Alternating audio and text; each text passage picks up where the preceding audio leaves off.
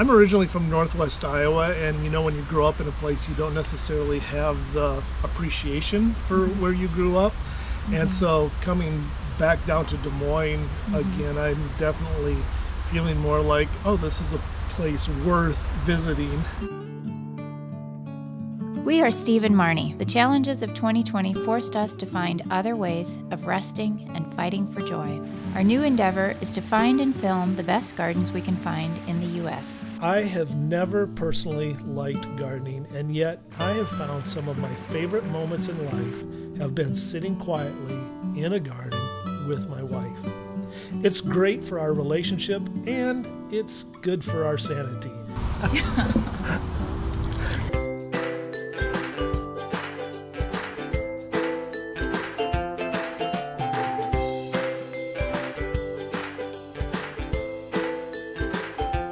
We would really appreciate you clicking on the YouTube subscribe button, and make sure to hit the bell to not miss any upcoming episodes. Welcome to Garden Steal Away for a short.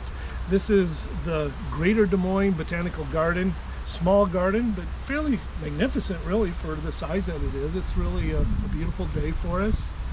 We needed this today, and yeah, there's some real beauty here. What are your thoughts? There's a lot to see. We're nearing late August, and there is a lot of naturalized prairie type plantings as well as cultivated.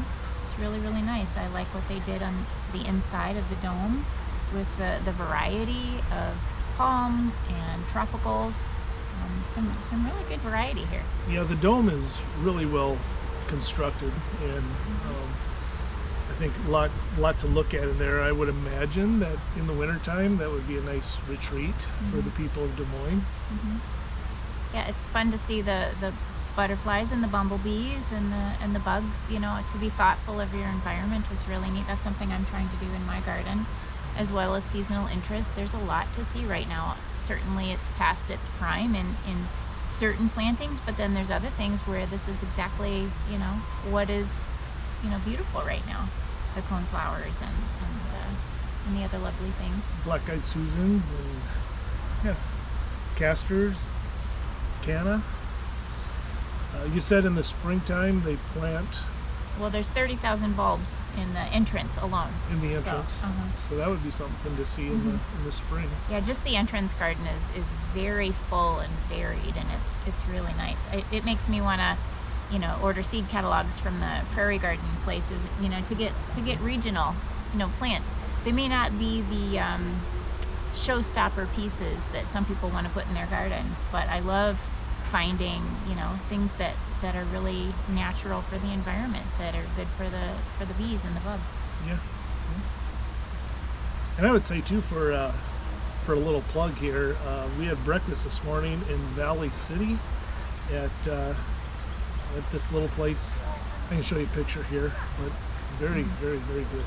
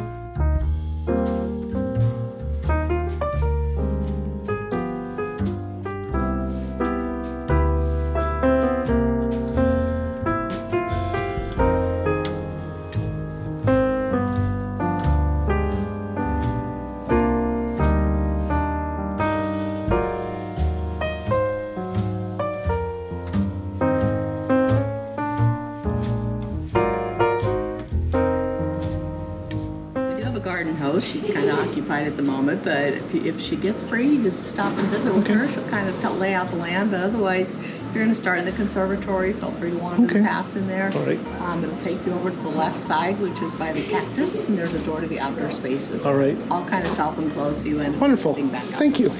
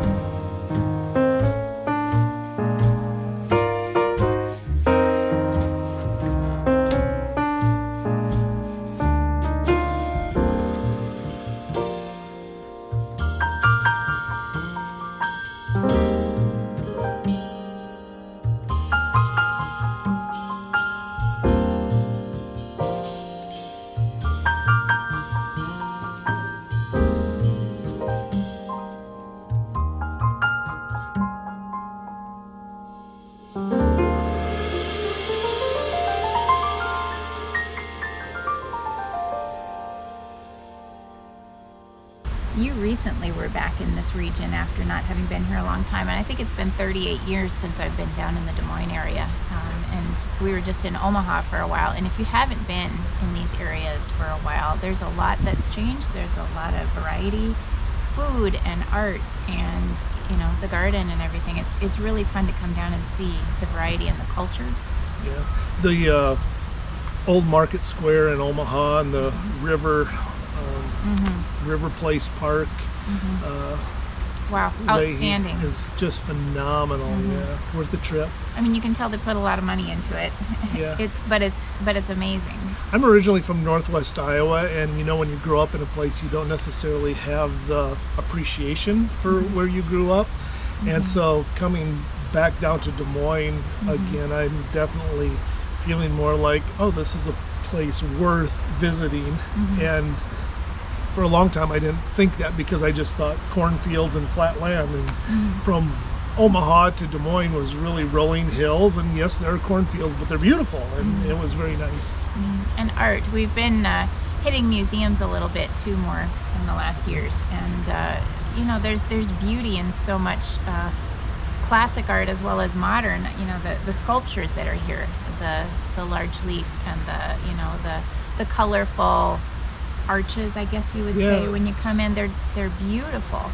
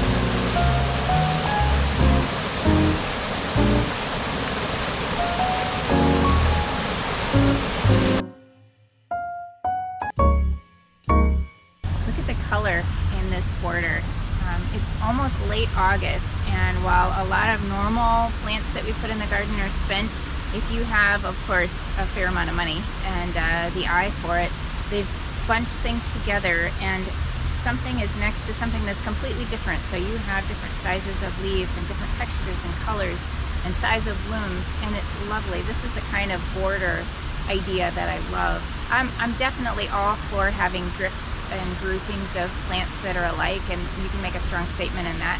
But it's also really nice to have individual plants or little bunches next to something that's completely different because it really showcases the uniqueness and the variety that's out there.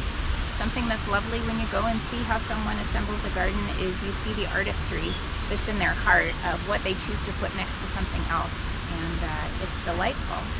This garden is fragrant, it's humming with activity.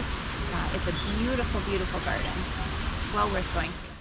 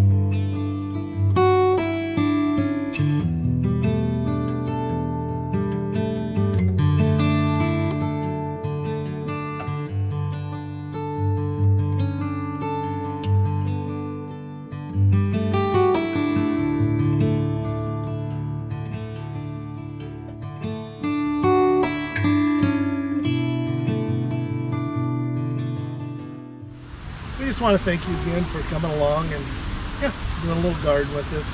It's part of our fight for joy, so you keep fighting for joy too.